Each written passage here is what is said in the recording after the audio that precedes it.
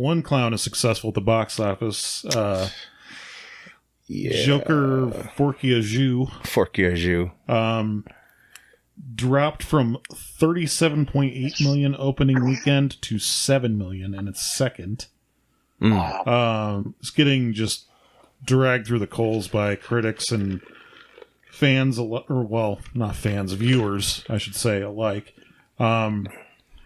Previously, Todd Phillips and Joaquin Phoenix, they did a lot when they were doing a lot of press for the first Joker, and since then they were like, kind of seemed like they were adamant about not doing a sequel. Yeah. It kind of seemed like, what do we really need to say? Exactly. In a second one. Yep.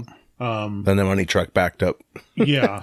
Well, that's kind of the thing too, is like Todd Phillips, they kind of shoehorned him into doing the same thing with the Hangover movies. Yeah. It was like, I don't want to do a sequel, but money. Yep. I'm not saying that's what happened with this one. Maybe it did. Who It's knows? still a mystery about all what was involved. It did have a much larger budget. Yes, because of the stars, for sure. Well, yeah, star power. To have Joaquin Phoenix, Lady Gaga, Todd bring Phillips, back most of the original cast. Pretty much. A lot of the original cast members. Yep, pretty much. So just with the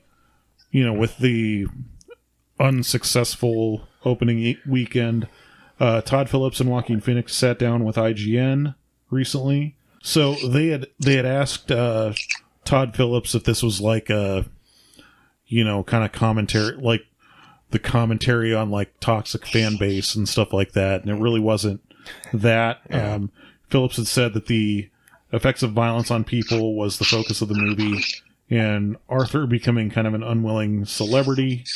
Not really so much a comment on toxic fandom. I think there are some elements of that. Yeah. But then Joaquin Phoenix had kind of defended it, saying there are several themes in the film. Each person can derive a different kind of meaning from them, and that's kind of the value of it. Both of them clearly had a lot of passion for this project, and I know Joaquin Phoenix himself also spent a lot of time working with Lady Gaga for the more musical scenes where they're both singing. He did his own vocals for this, which... Oh, wow. They actually, I think him for that, but I think he had to dumb it down too, like, because he did walk the line years ago. He did walk the line, and he was kind of trying to, I think, maybe channel that and sound like an amateur kind of. Lady Gaga was kind of like, just she had to tone it down too. Yeah, But so instead of seeing Terrifier 3, don't hate me. I went to go see this because one, I had to see it for myself. Yeah.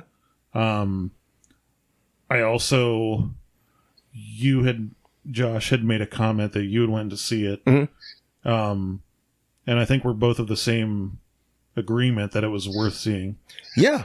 Yeah. It's not terrible. I didn't think it was terrible either. I mean, it will be a letdown probably if you especially praise that first one, in some way, but.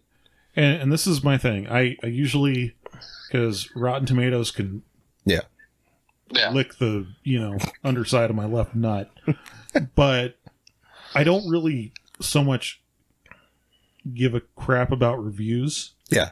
If it's a movie I'm interested in seeing, I'll go see it. That's like The Crow with me. I was like, I want to see it. Crow is a different story for me. I never got to go see it. Yeah, well, I saved you. Yeah. unless it turns out you do see it and you're like, Josh, that was amazing. You know what? You talk shit about Obi-Wan, and I loved Obi-Wan. So. I know. No, I'm just kidding. I love the Cliff Notes version of Obi-Wan, but yeah. I agree. It could have been a 2-hour movie instead of a 6-episode series. Yes. Anyway, I thought it was.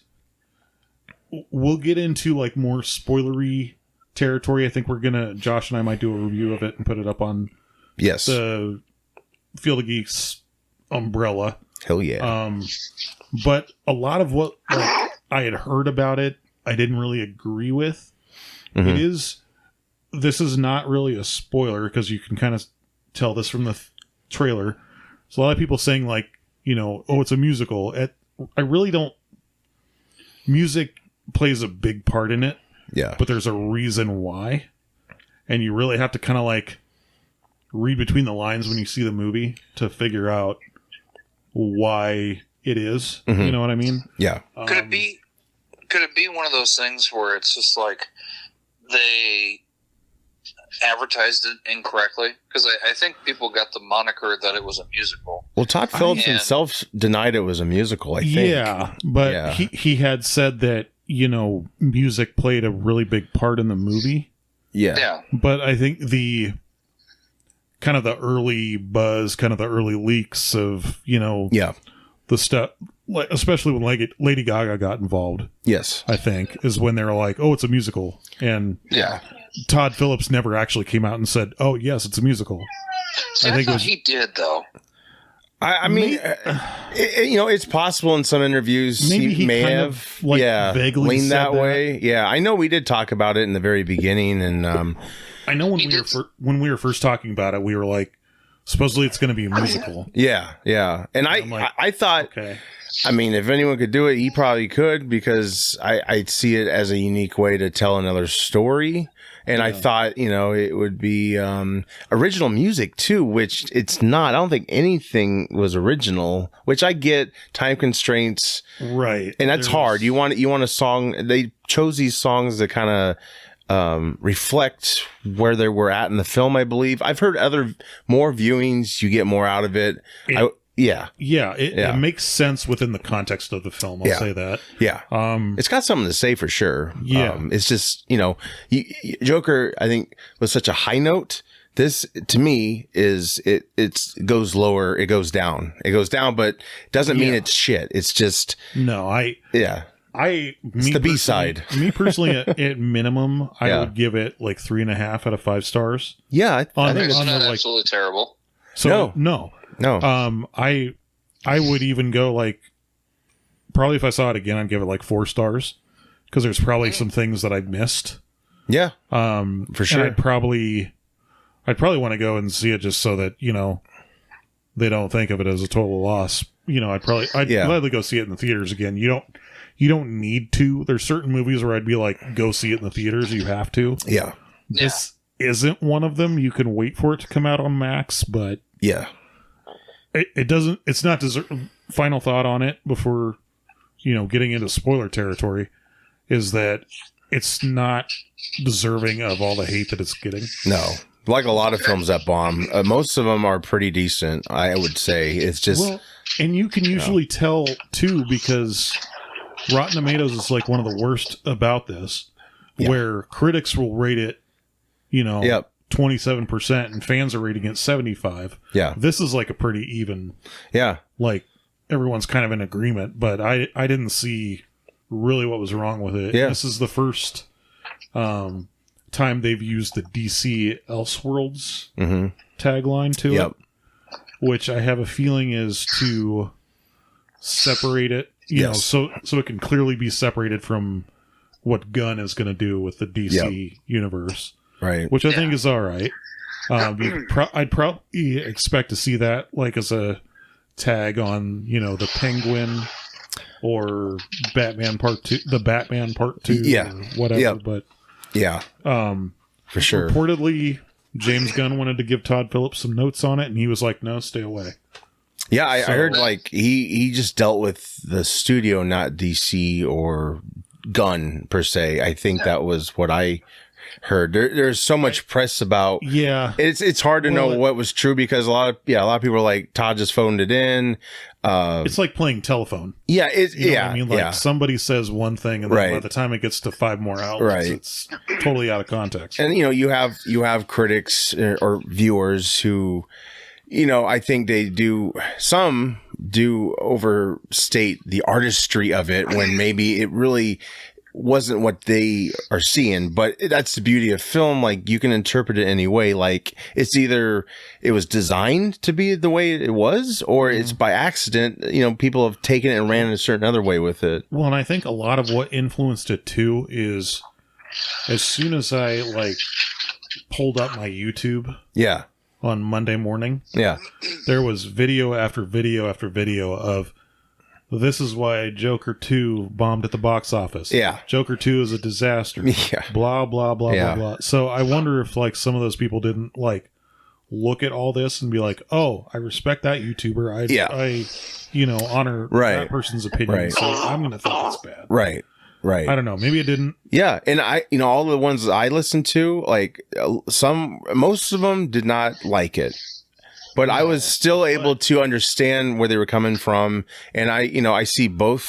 But at the same perspectives time, on there was it. a lot of ones that I listened to that were like just totally shitting on it. Yeah, just relishing in it, right? But I'm just like, okay, but why didn't you like it? Exactly. That's just like, I'll never forgive Rotten Tomatoes. They had like a podcast at the time when BBS. Oh God, we used to poke fun of Rotten Tomatoes so hard. Remember? Yeah. We were BBS. We're gonna create our own version. The potato. We still got to do that someday. I don't know. Moldy potatoes. I'll get or like mashed or something. Yeah, I'm a fan. No, but I remember when BBS came out and they wrote those coattails of just shitting on it, and they were like enjoying shitting on it, and I'm like, that is not what you're supposed to be doing. Yeah. What the hell's wrong with you? They were relishing in the moment or something. Yeah, it's like, they want to be part of the crowd. Like, this movie sucks. Like, did you go see the same one I did? Like, that's another one. Yes, the director's cut is much better, but it was not as shit mess as a lot of people, in my opinion. I know a lot of people watching or listening are probably not fans of it, but I get it. But if you don't like the movie, that's totally fine. Yeah, absolutely. I liked it for what it was. Yeah. It's not. I clearly understood that it wasn't a movie for everybody. Yes, but to each their own. Yeah, and look, this Joker film had a great cast. I enjoyed all the performances. I didn't feel like they were phoned in. The visuals were incredible. This has probably been shown from the trailers, but there's a beautiful landscape of where the prison is in this Gotham or Arkham.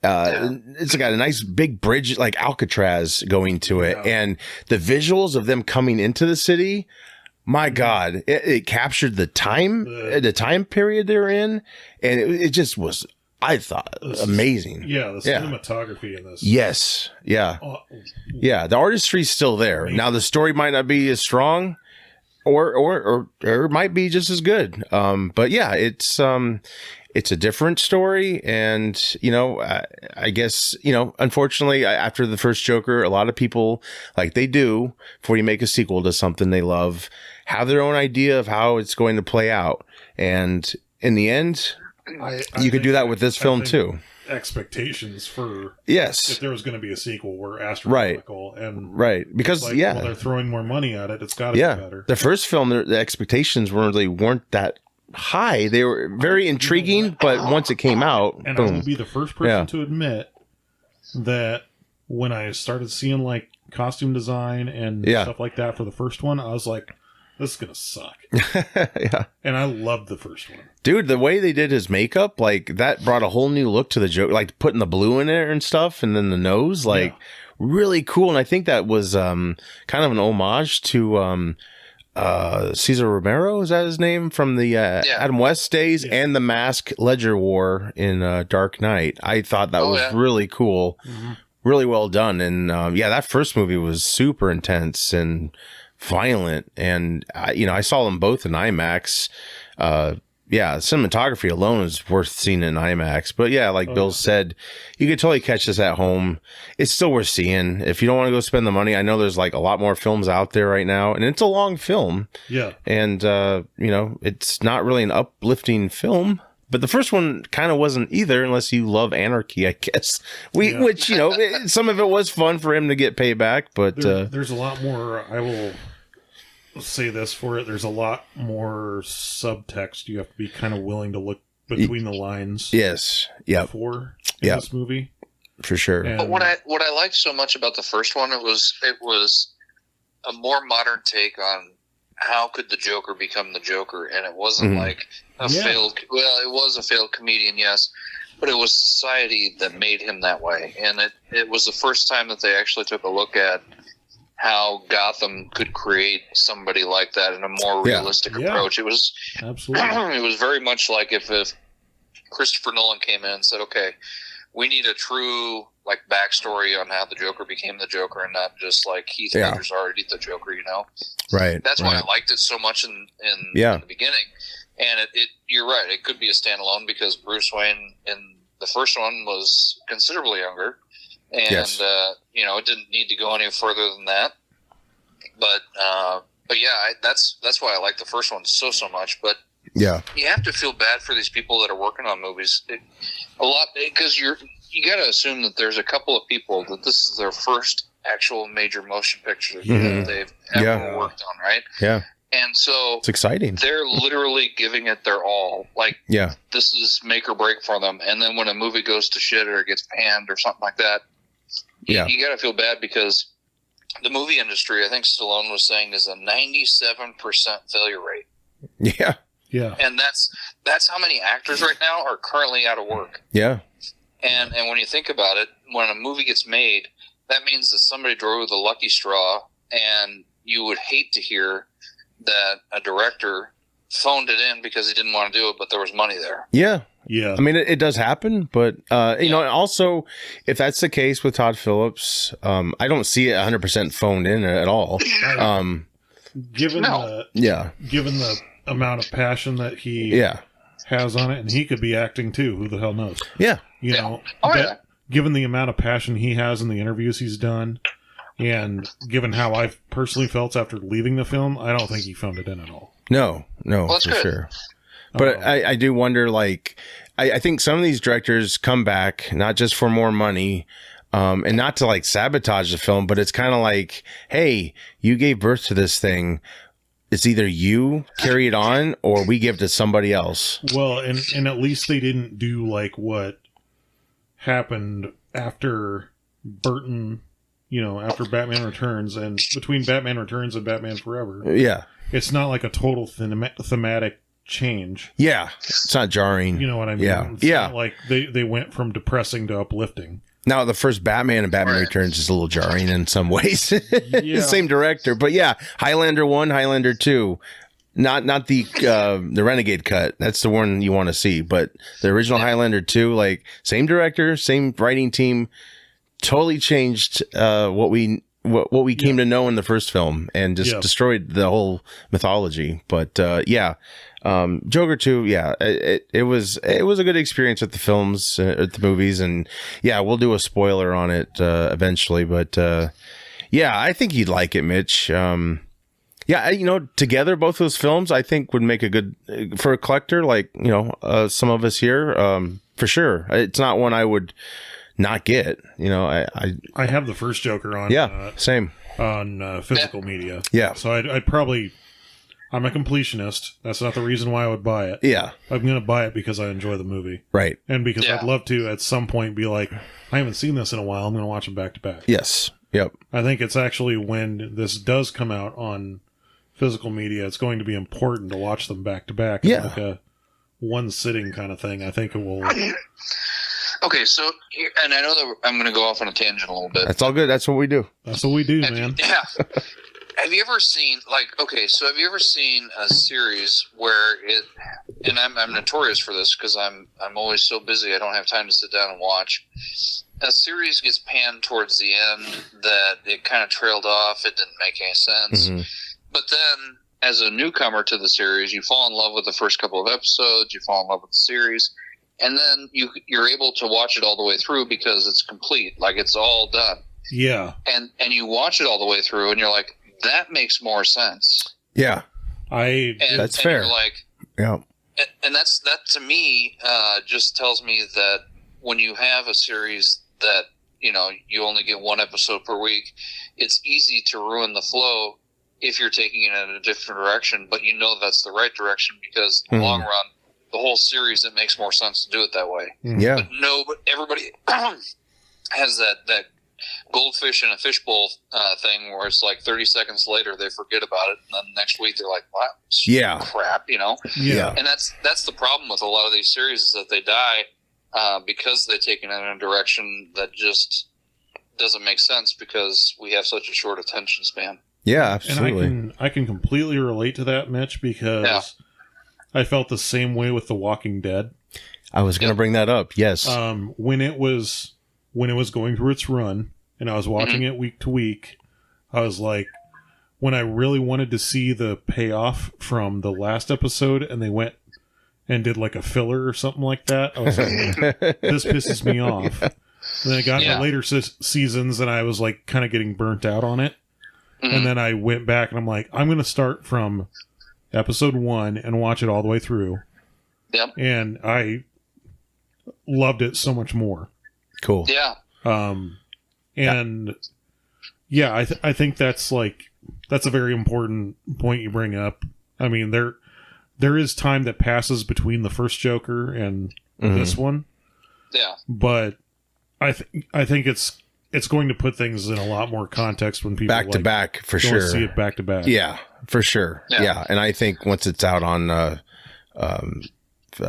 digital, it'll get a resurgence in even physical media. But yeah, when to piggyback off The Walking Dead, when we first started this podcast, I don't know, Walking Dead might have been season 3 or 4, but our first episode we talked about The Walking Dead. We actually talked about what's his face, John Barenthal getting cast as a Punisher. That was our first episode. Oh yeah, that was almost 10 years ago, Mitch. Isn't that crazy? Wow.